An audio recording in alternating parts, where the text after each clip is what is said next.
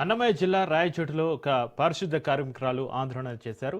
ఉద్యోగుల తీరును నిరసిస్తూ తనకు న్యాయం చేయాలని డిమాండ్ చేశారు. రాయచోటి మహిళా డిగ్రీ కాలేజీలో పనిచేస్తున్న ఆమె రోజు విధులు సక్రమంగా నిర్వహిస్తున్నప్పటికీ ఏమీ చేయడం లేదంటూ వేధింపులకు గురి చేస్తున్నారని వాపోయారు. మరో 3 నెలలు ప్రస్తుత ప్రిన్సిపాల్ రిటైర్ కాగానే ఆ తర్వాత తనను ఉద్యోగం నుంచి తొలగిస్తామంటూ కాలేజీలోని ఒక తెలుగు లెక్చరర్ బెదిరిస్తున్నారని ఆరోపిస్తున్న బాధితురాలు ఈ వ్యవహారంపై అధికారులు స్పందించి తనకు న్యాయం చేయాలని విజ్ఞప్తి చేస్తున్నారు.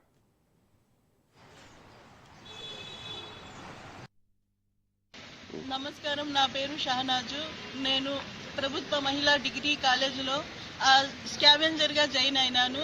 నా పని ముందు తక్కువ ఉందని అందరి పని చేయించినారు. కీస్ తీసినాను, చెత్త దోసినాను, క్లీన్ చేసినాను, డస్కులు కాడి నుంచి అన్నీ చేసినాను.